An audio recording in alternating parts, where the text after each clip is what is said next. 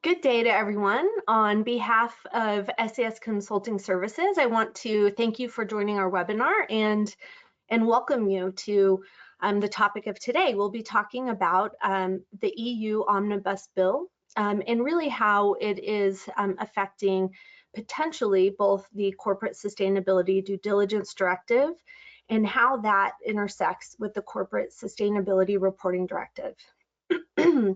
I'm your host, Bonnie Holman, Managing Director of SES Consulting Services in the US, and I'm joined today by my colleague, Marie, who is joining from our European Union office located in France. Before we dive into our presentation, I'd like to take a moment to update all of you on our event platform, GoToWebinar, and really how to kind of engage with us during the webinar. So to avoid any unnecessary background noises during the presentation, all attendees will be in muted mode throughout the duration of the webinar. And you are able to connect with us through the question pane. So please go to the question section in the control panel on your upper right-hand side. And once you type your question and hit send, your question will be sent to our panelists for review. Depending on the time allotted at the end of the presentation, we'll make every effort to answer all questions submitted, and we certainly welcome any questions that you do have. Any of those questions that we're unable to get to during the webinar, we'll be able to correspond with you directly by email after the webinar. Today's presentation is being recorded, and a link of the webinar will be available to all registrants and attendees, and that should be sent out to you within a few days of the webinar. We encourage you to provide your feedback on the webinar in a quick survey, and we also encourage you to sign up for our next webinar in the series, which will be on May 14th, and we'll dive deeper into CSRD and the reporting aspect. All right, all that said, let's begin. So this is just a quick disclaimer that this webinar is really informational only, and it's not intended to take the place of any legal or financial advice. So here's our host. As I mentioned before, Marie is joining us from our EU office and is joining from France. She is our CSRD program manager within the SES Consulting EU team.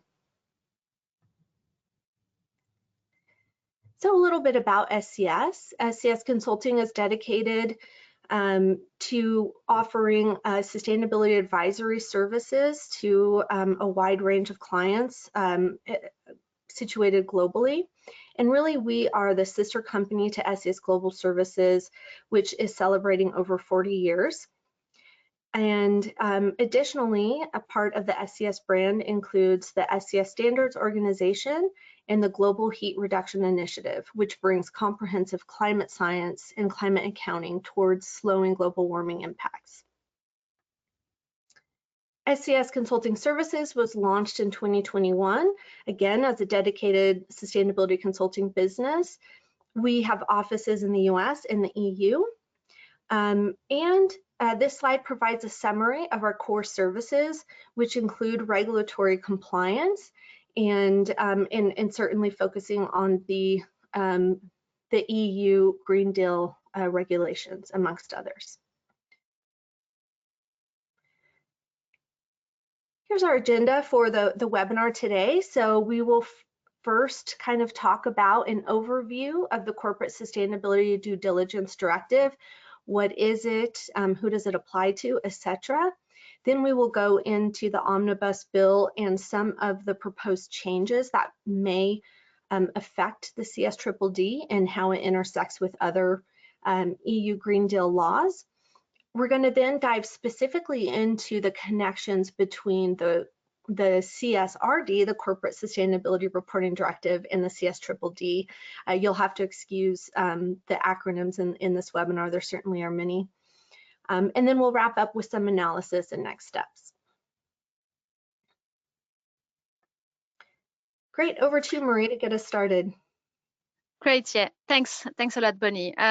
So let's start with putting things into context. CSDDD, like CSRD, is part of the Green Deal, which is the European strategy to become climate neutral by 2050, while promoting a socially fair transition and supporting the transformation of the European economy. So as you can see, it includes the Fit for 55 package.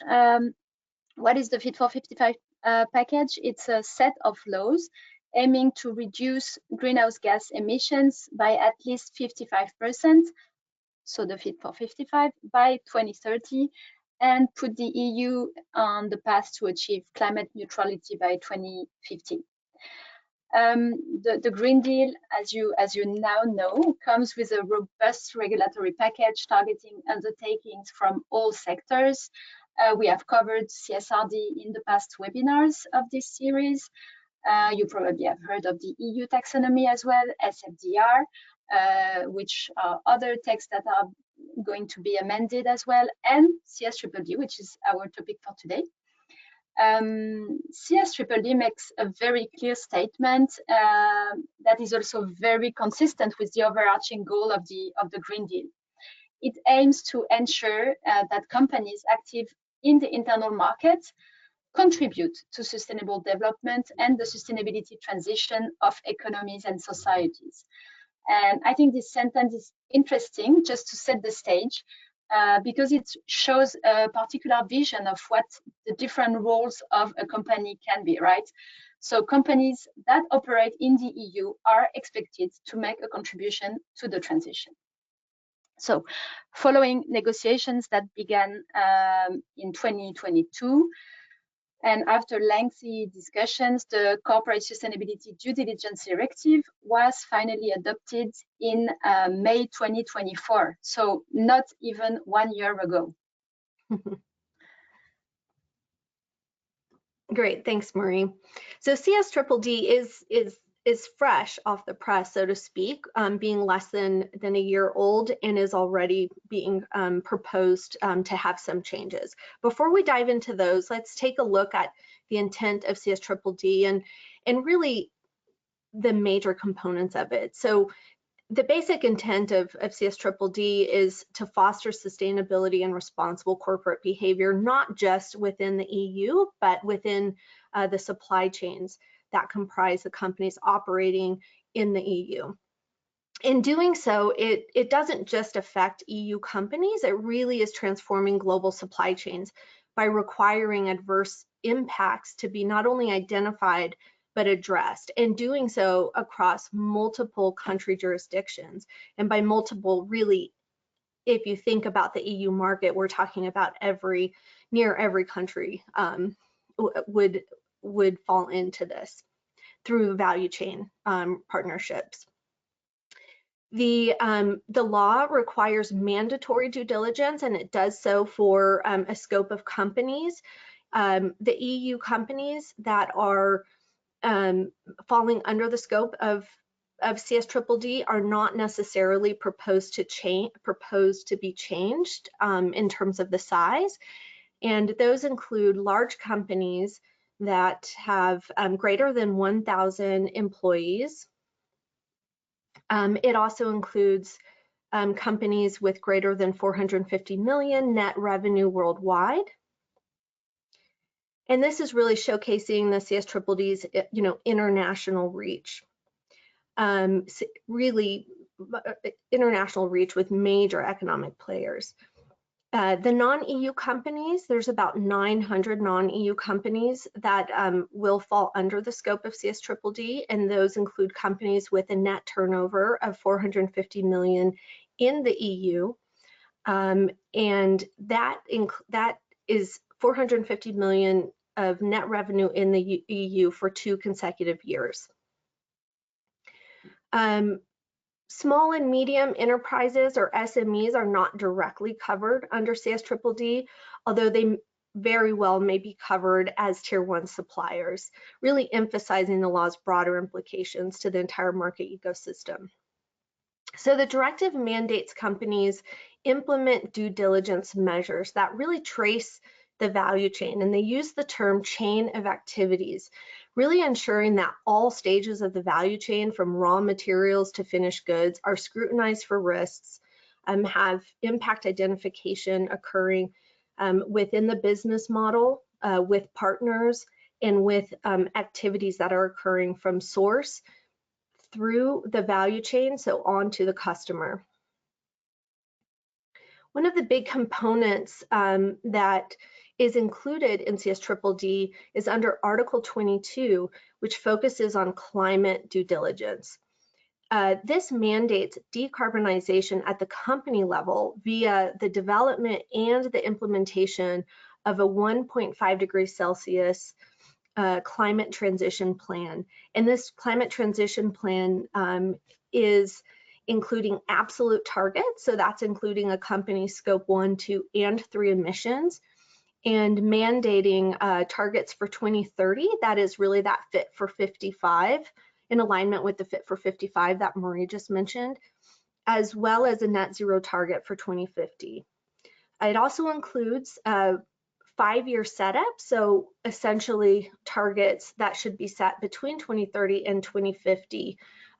That is really describing the decarbonization levers, the key actions planned, and progress against reaching those targets. So very comprehensive in terms of climate action and due diligence. Excuse me. The intent is also to really bolster shared responsibilities between a company headquartered in the EU and its business partners in the value chain, and really bringing that responsibility towards addressing adverse impacts between those partners. There's also a major transparency component to the CSDDD through public reporting. While the requirements on public reporting are not yet fully clarified, which is to say that additional guidance will be released from the EU Commission in the coming years, the intent here is that public reporting will bring to light many of the hidden impacts that we know occur in value chains but are often not known to consumers or to the public. These include major human rights impacts such as forced labor, child labor, things of that nature.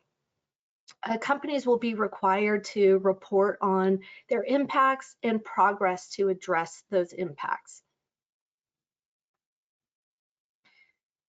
So let's dive a little bit deeper into the due diligence requirements. CSDDD is comprehensive in its reach, its integration of due diligence into the business process, in its required efforts, and in its intended results.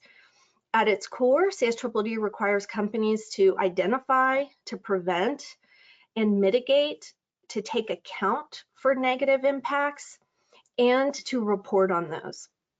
So under identification, companies will map risks and they will assess impacts. They're going to be assessing not only actual impacts, but potential, and that includes impacts that might not be occurring today, but have likelihood to occur in the future.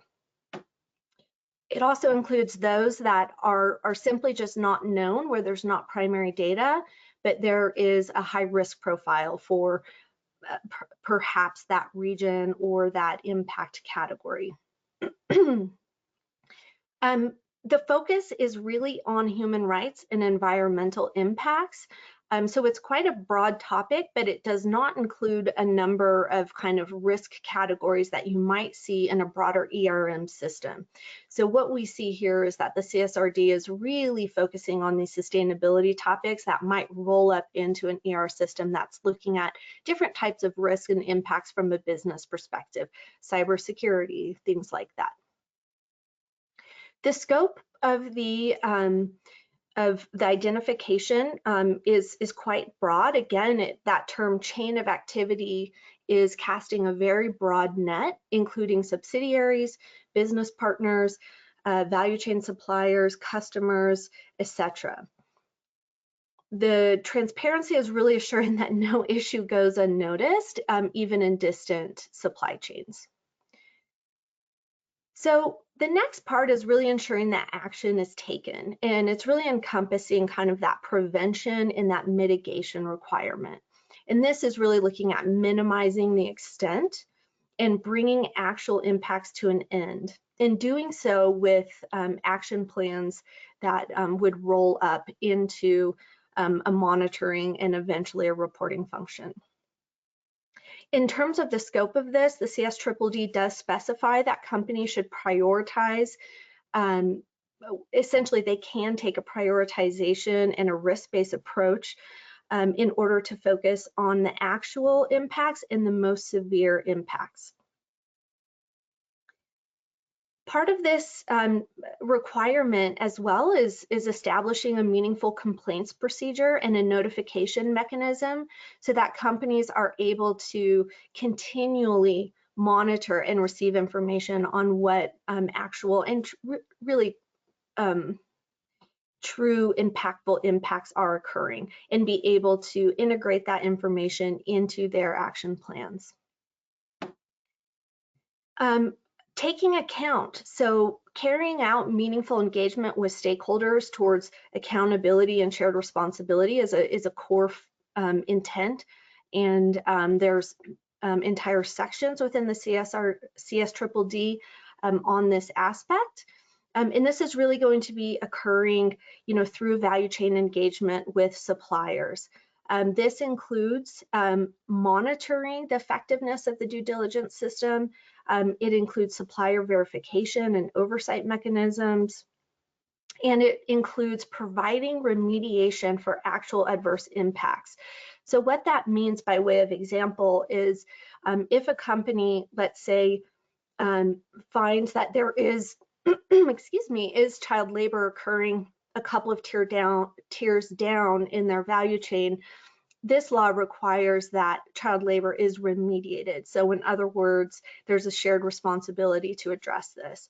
And by shared responsibility, there are clauses within CSDDD that allow for taking account in terms of legal responsibility, but nevertheless, there needs to be, from the EU company level or for the company that falls directly under CSDDD, there needs to be demonstrated effort and progress towards addressing the problem, even if they do not have the full legal ownership over the legal activity. One of the ways that this is done is through seeking contractual assurances.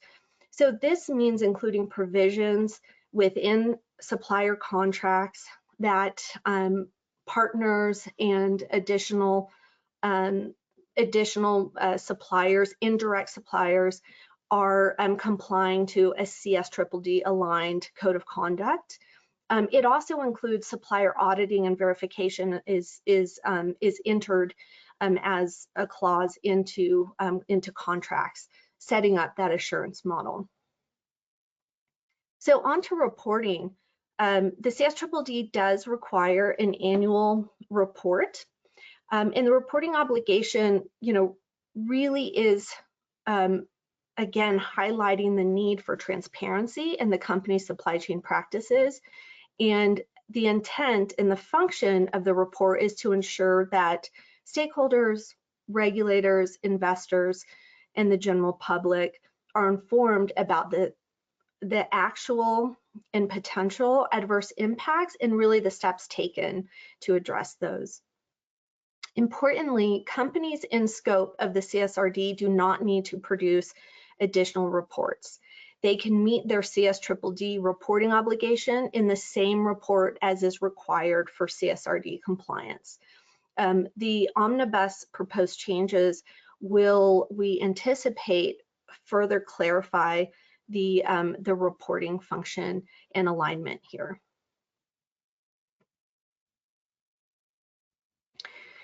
So in terms of the implementation dates, as we mentioned, the CSDDD was recently adopted into law on May 2024.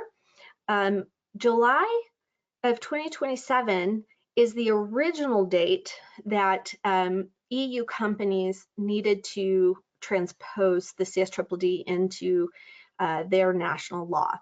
The Omnibus bill has pushed this back, as it has also pushed back CSRD reporting. And so now the phase one companies, which are the largest EU and the largest non-EU companies, will have an additional year, as will EU companies have, to transpose CSDDD into their national law. This phase one group includes EU companies with more than 5,000 employees and over 1.5 billion net turnover worldwide. And this again is that net turnover number that is for 2 years, 2 consecutive years. For non-EU companies, this includes companies with greater than 1.5 billion euro net turnover generated only within the EU borders. So this is really your highest economic impact group. The Omnibus proposals does merge phase 2 and phase 3 that you see here on the screen. And so now we have essentially 2 waves. The next group of companies is really going to be, everybody else. So again, those with over 1,000 employees for both EU and non-EU companies, and then again those with over 450 million in net turnover. So by 2029, CSDDD, regardless of the changes made within the Omnibus proposal process that will be occurring throughout this year, will be in effect for all companies. Great. So we actually are going to just take a moment here for a poll. We just would like to know, how does CSDDD apply to your organization? So you might know already if CSDDD will apply to you in the first phase, so in 2028, extended by 1 year from the original date, or in phase 2, which is by 2029. And then for some of you, you might not know exactly yet whether it applies to you or not. And others, it might not apply to you directly. You might be a supplier, you might be certain of that, or you might have some uncertainty and expect that you are a supplier, but you're not quite sure.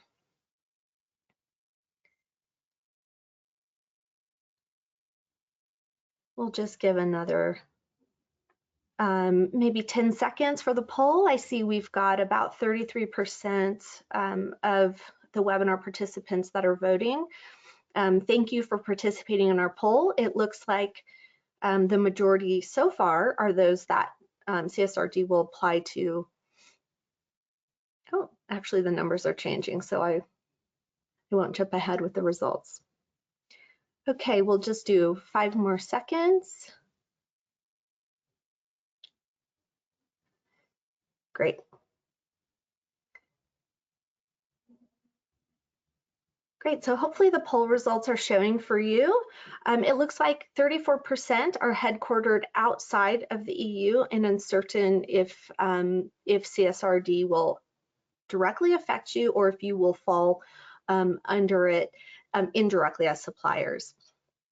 22% it will apply to you in phase 1 in 2028, tied with those that it will apply to in 2029. And then 24 expect to be rolled into it as suppliers. Great.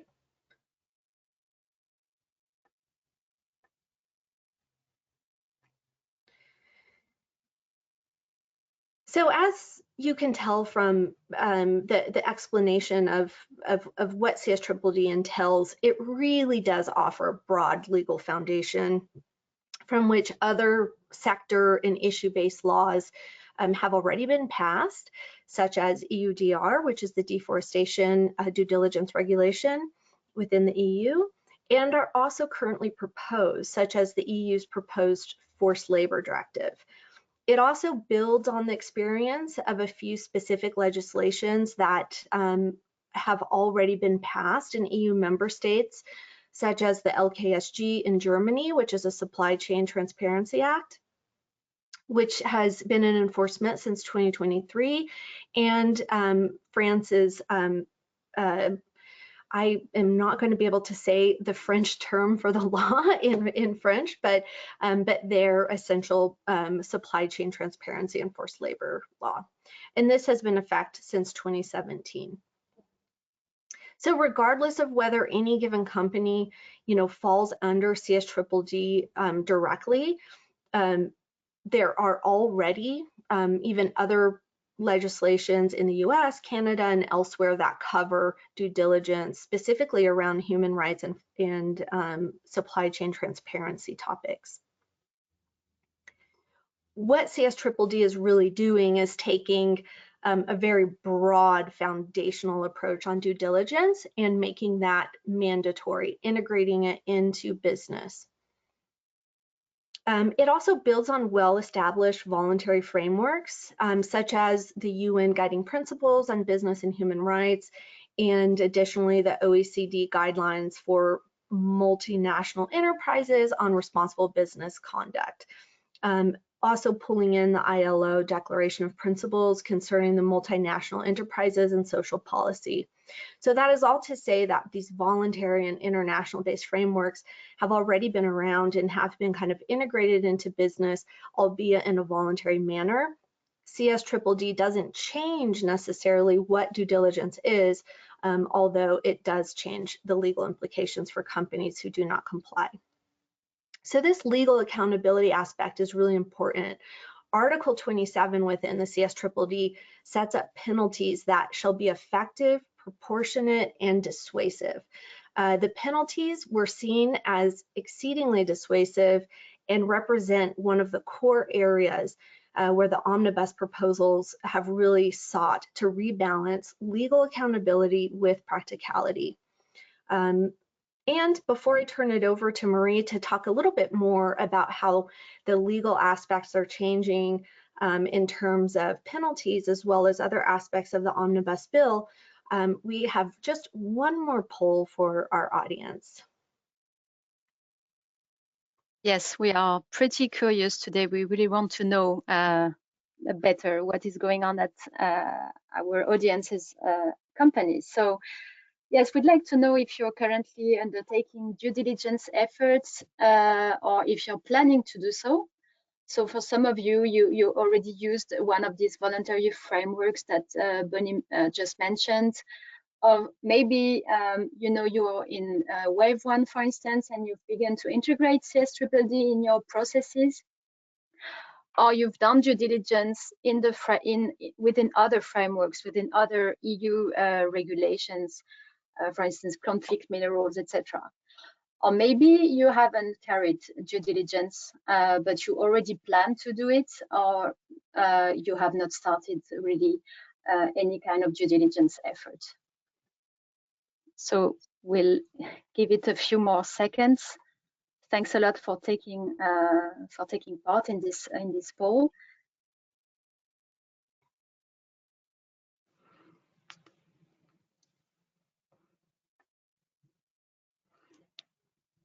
Okay, figures are not moving anymore. So okay, so we see that the largest chunk of the audience have used voluntary frameworks, and there it would be interesting to know also which of these frameworks you've been using, aside from EU regulated EU regulation driven due diligence that accounts for 25% of the respondents. And 25% of the audience also said that they haven't carried due diligence, but planning to do so. So interesting results we have here, Bonnie. Great. So let's move to the Omnibus updates. And thanks a lot again, Bonnie, for this overview of CSDDD, of what was the original plan. So thanks for introducing us to the roots of the concept. That's very important as well, and to understand what was the plan before Omnibus was introduced. So you probably know now that through what is called Omnibus, the Commission actually introduces 2 directives, and Bonnie mentioned one of them. So the first directive, which is known as Stop the Clock, delays both the transposition deadline of the CSDDD for member states and the start of the rollout. So this is what we saw in one of the previous slides. As Bonnie noted, this directive passed and was even already published. and is to be transposed by the end of the year. The content directive of the Omnibus package, which is still a proposal at this stage, suggests various changes to the legislation, as this is like the most difficult part to negotiate between the EU institutions. So today, what we propose to do is to focus on amendments to due diligence scope, liability, and transition plans. So one of the major changes proposed by the Omnibus focuses on the due diligence scope. Originally, CSDDD covered what Bonnie mentioned, all direct and indirect business partners in the upstream part of the chain of activity, and to some extent also in the downstream part. But now the Omnibus proposal lowers obligations. Companies actually are to focus on direct business partners only, and indirect partners are no longer covered. Of course, this significantly waters down the legislation, and this is going to be heavily discussed in the coming weeks. And it also has side effects that companies should be aware of, actually. First of all, I think this might lead to potentially overburden tier one suppliers with obligations and the role to cascade information to business partners, etc. This might also mean that NGOs will be, busy looking into value chain and ensuring topics are uncovered and remediated. Because with such a restriction to only tier one suppliers, there is a high chance that there will be massive blind spots, right? So companies should be aware that with these blind spots, risks will also come, right? So what about beyond tier one suppliers? This is where I think this should not be misunderstood. There might be in scope 2. This is one of the difficulties of these amendments. So there might be in scope where companies, in-scope companies, have plausible information that suggests an adverse impact at the level of an indirect business partner. So plausible information, this is a crucial term, and this is going to be, this is a term that needs a clear definition. The EU Council last week already gave more details about what is plausible information, but this is surely, and this is going to be an important point for this discussion, and it should not be missed. Somehow, we think that this concept introduces greater uncertainty and raises the question as to whether companies could be held accountable for their knowledge of plausible information related to the indirect business partner, and whether you could, whether companies actually have an obligation to actively monitor media and other reports to make sure they are not missing any of this plausible information. So in terms of the measures that should be adopted by companies, the proposed package also removes certain obligations. And one of them is the duty to terminate business relationships in the event of serious adverse impacts. And this has been eliminated. Companies are encouraged to take a more nuanced approach, such as, for instance, temporarily suspending a business relationship, but no duty to terminate a business relationship. Also, one of the changes that needs to be highlighted is that the legislative package proposes to reduce the frequency of updates of the due diligence plans.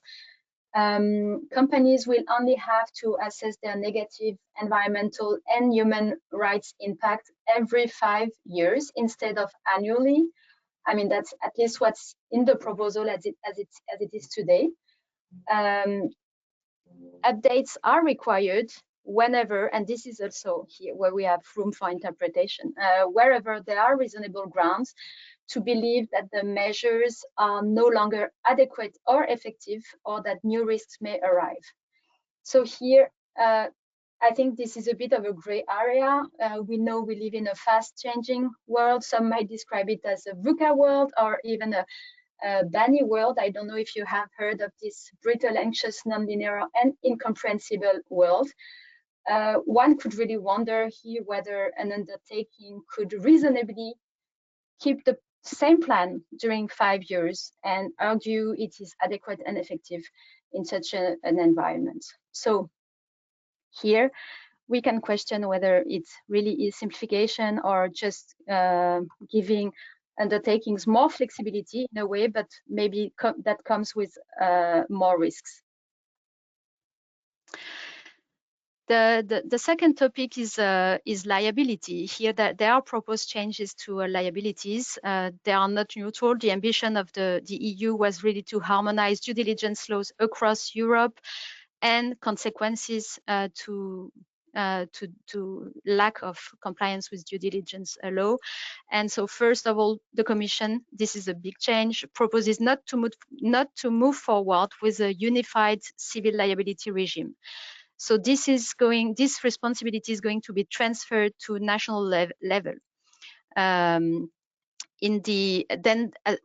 point is that we are not completely sure yet that NGOs will still have appropriate standing to challenge companies with regards to their CSDDD compliance. This is left to national law. In the original version, member states, in the current version, let's say, member states are required to facilitate and authorize trade unions and NGOs to bring enforcement actions on the victim's behalf.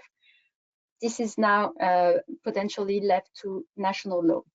And finally, if we look at fines, the Commission was looking at harmonizing pecuniary penalties and basing them on the company's worldwide turnover, with a maximum limit of, at no less than 5% of the net worldwide turnover. So it's pretty massive, right? Yes. And the proposal goes back to giving member states the freedom to set their own cap on fines.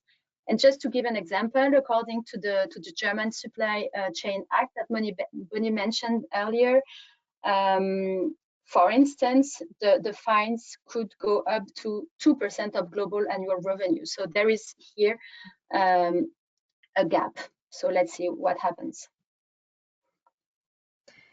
Yeah, the legal clause for penalty to be no less than 5% is surely daunting for companies, particularly given the broad scope of CSDDD as it is in its original past state. So, Marie, when you consider the financial thresholds for companies falling under CSDDD, you can really get an idea of the heaviness of the fine. So, for EU-based companies with 1.5 billion EU revenue, I ran the numbers. It means that that's no less, 5% would be no less than 75 million euro in a fine. For a non-EU company with 450 million euro net revenue, their fine would be no less than 22.5 million in euros. So, you can quickly see why this clause in particular was explicitly removed from the Omnibus proposed changes. Yeah, indeed. But the EU institutions are known for, they are this kind of heavy fine that are supposed to actually back up the enforcement of, the regulation. So yeah, the proportionality aspect is interesting, right? Saying the fine should be proportional to the illegal activity. It's, yeah, interesting. Okay, and so let's move to the last point we wanted to discuss. It's climate transition plan changes. So Bonnie, you mentioned that earlier. So CSDDD currently requires companies to adopt and put into effect a transition plan. So this put into effect is a very important part of the sentence. So this wording implies a legal obligation not just to have a plan on paper, but really to take concrete actions to reduce greenhouse gas emissions and transform your operations accordingly, because ultimately what we are looking at is really the transformation of business models, of operations, and of the economy. So the Omnibus package softens this obligation and proposes to change the requirement to adopt a transition plan including implementing action. So that's really softer, actually. The removal of the requirement to put into effect aligns with provisions within CSRD, as you mentioned earlier, Bonnie. It shifts the focus from mandatory performance to strategy and transparency, and it reduces legal risks and potential liabilities. And here, just as a last note, it's important to keep in mind that with CSRD, you'll find in ESRS E1 what is expected to be disclosed as under the transition plan. And this is also going to evolve, as we know that EFRAG has been tasked by the Commission to simplify ESRS. So it's actually ongoing work.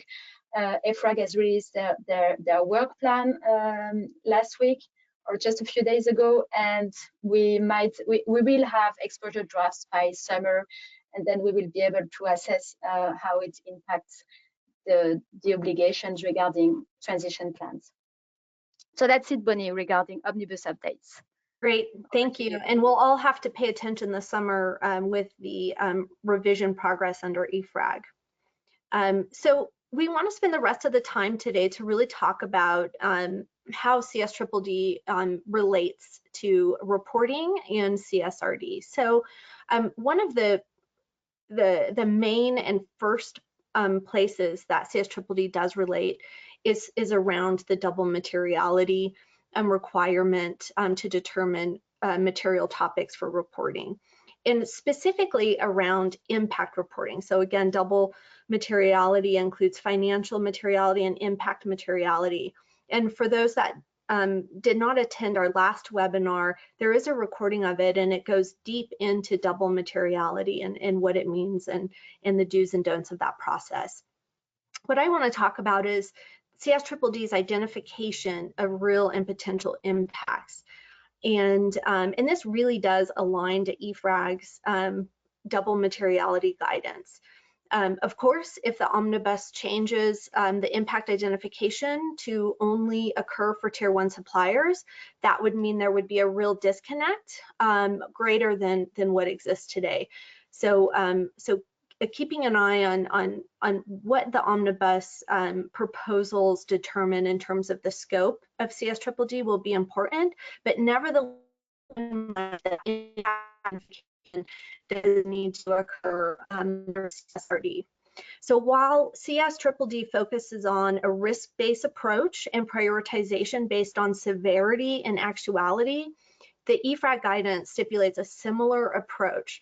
It's looking at severity, probability, likelihood, and the permanence of impacts.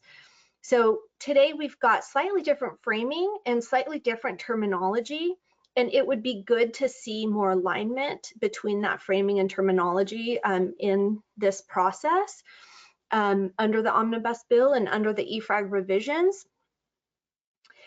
But even without these changes, you know, a through line truly exists from CSDDD's impact identification approach to become a source for understanding material topics within the double materiality assessment process. Due diligence often provides the avenue by which companies drive their supplier engagement efforts. They have shared goals with the CSDDD to understand and lower risk and to address reputational vulnerabilities. And when these are fully leveraged, you know, to integrate a company's sustainability priorities into a shared goal with its, you know, suppliers and partners, you know, that's when we're really getting the outcome and the intended, you know, result from a due diligence system. When you step back for a moment from like the mandatory regulatory compliance lens of CSDDD, and you really view it more from the lens of kind of creating that shared goal towards addressing negative impacts, you know, what you really get is a more positive framing of how CSDDD can create real opportunity in front of comprehensive CSRD reporting. So for firms who anticipate reporting under CSRD, my message really is take on the due diligence work. Do not worry about the negative, aspects of impact identification and needing to report on progress.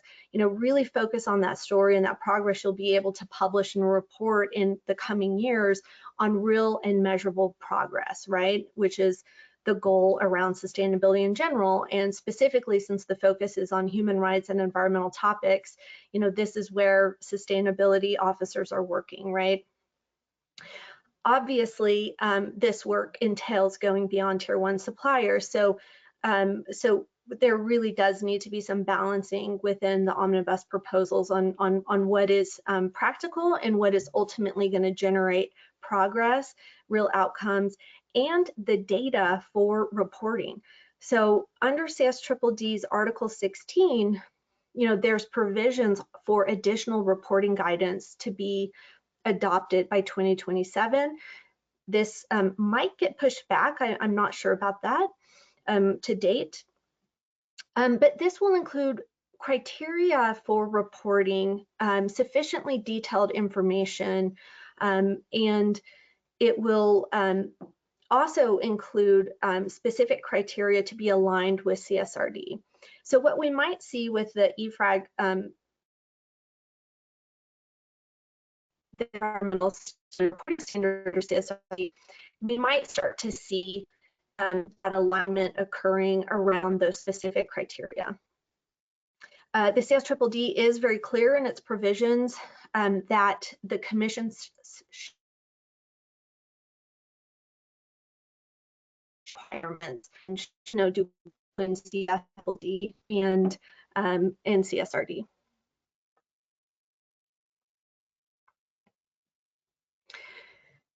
So under CSDDD's existing law, value chain reporting is currently well supported.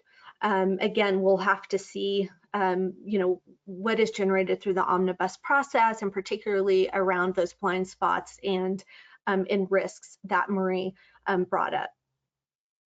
Right now, CSRD is very clear in its value chain definition, and this definition is the full range of activities, resources, and relationships related to the undertaking's business model and the external environment in which it operates.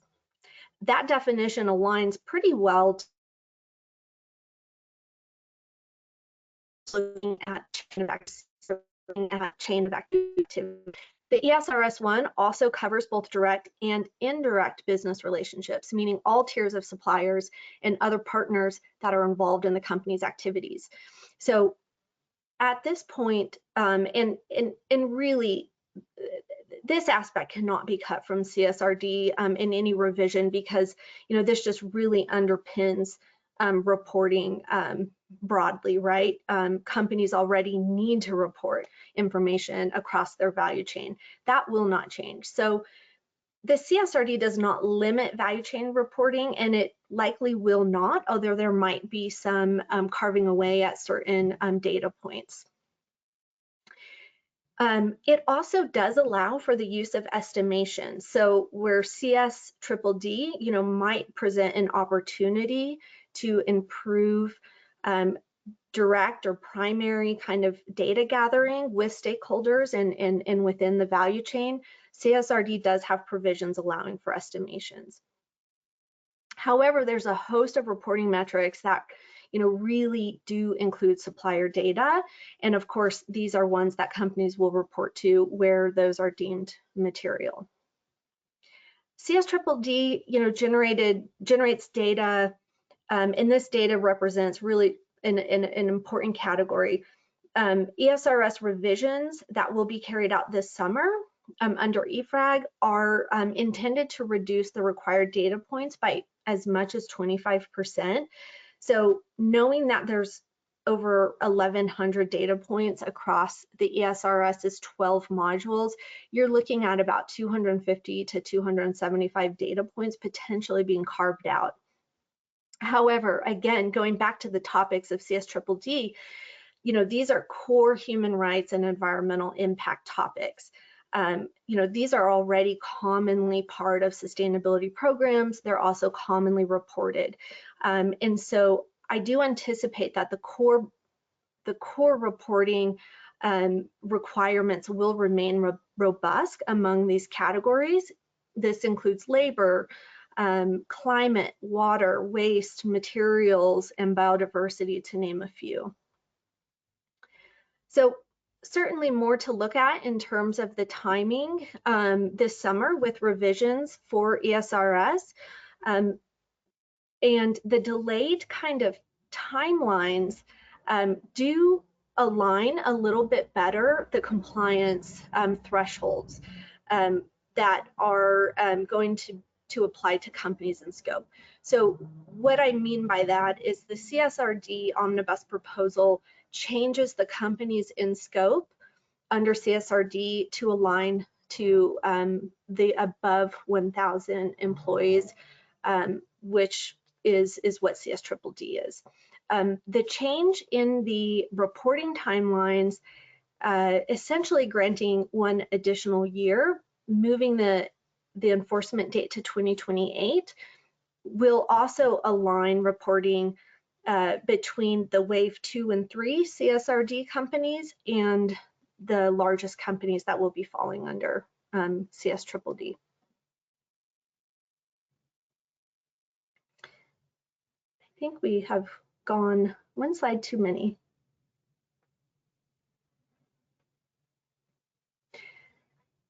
So in the next year, while the Omnibus process carries forward, companies will continue to operate in a space of legislative uncertainty. There's a possible outcome of inconsistent enforcement, and we already are seeing stakeholder backlash against the most aggressive proposed changes, such as the restriction to Tier 1 suppliers only. Certainly, companies are operating in a time of regulatory complexity, and the rewriting of these newly passed laws that everybody was already trying to get up to speed on, only adds to that complexity and uncertainty. But there's also really an upside to the extended timelines that companies, will have for meeting both CSDDD and CSRD. Really a simplified approach that more clearly connects to CSRD reporting with a reduction in the number of data points will potentially free up companies to focus more attention to meeting the intent of CSDDD, right? Which is to actually address adverse human rights and environmental impacts. So really taken together, the CSDDD and CSRD create, what we really see as a competitive dynamic where companies that are seeking to be compliant or mandatorily must be compliant will be burdened with potentially some due diligence and climate transition costs, as well as reporting costs. And they might face higher operational expenses in doing so than other companies that are not under the mandatory laws. But really, their adherence to the highest global sustainability standards are going to and can attract ESG-focused investors and customers, potentially securing a market advantage in increasingly ethics-driven markets. So this dual effect, we see could drive industry-wide sustainability adoption as non-compliant companies, risk losing market share to those leveraging compliance for brand differentiation and for stakeholder trust. That's all to say, even if CSDDD or CSRD do not apply directly to your company, please do not ignore them. Your company is competing in international markets, very likely, and essentially in markets where companies will be mandated to report out and carry out due diligence work. We'll be diving deeper into the reporting aspect of CSRD in 2 weeks on May 14th, and we look forward to you joining us then. I know that we've gone a little bit over and we've got just a few time for questions. So what I'll do is kind of leave this analysis here on the screen for just a moment, just in terms of what those benefits and next steps are, and we can jump to some questions.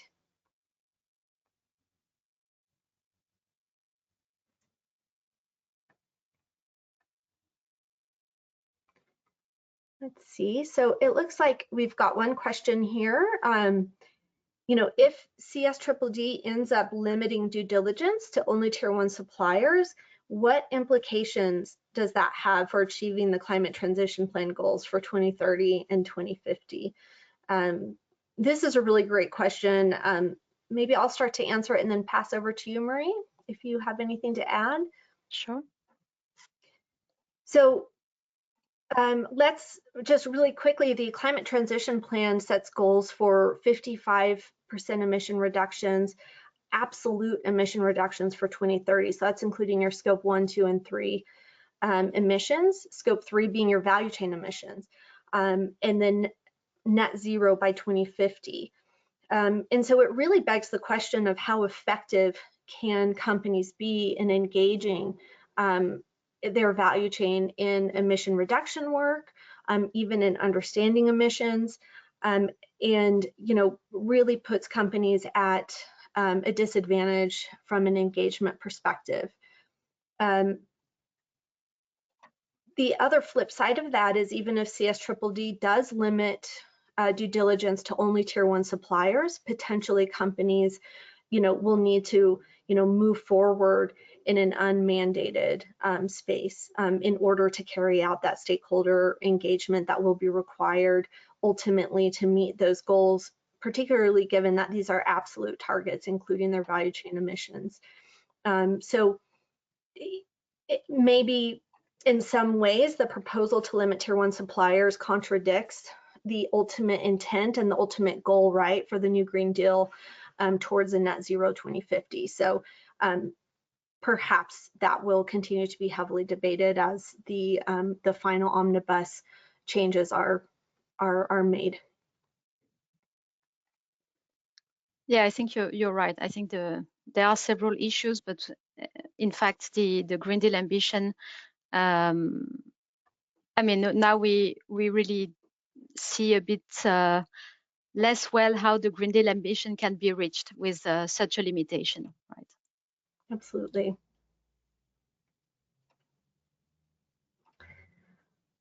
Let's see. There's several more here. I know we only have 3 minutes left. Marie, is there a question that you want to make sure we're able to answer?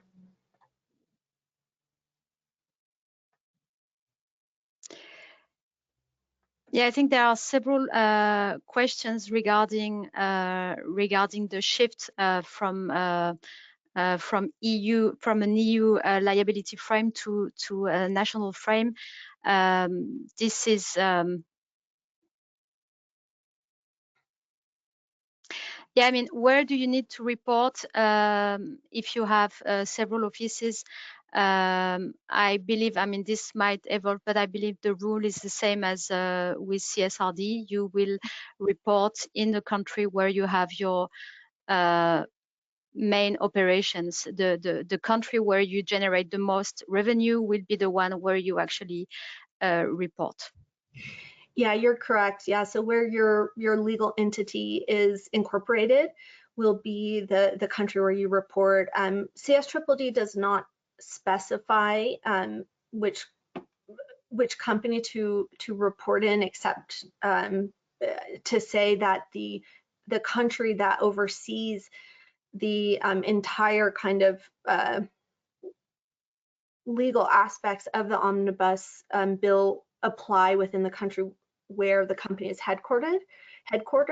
And then because it references companies that are also falling under CSRD, being able to report under CSRD, you know, that reporting requirement under CSRD would take precedent. I guess there certainly could be the scope of companies that only fall under CSDDD and do not do a CSRD compliant report. And in the case of those companies, it's exactly as you said, Maria, it's where they're headquartered. Well, Bonnie, I think we've taken more time than we had planned to from our audience. So I suggest we close it there. We hope you enjoyed it, and we also hope to see you back in 2 weeks from now for our last webinar of this series, which is about building a robust and value-creating CSRD sustainability report. Thank you very much. Great. Thank you so much.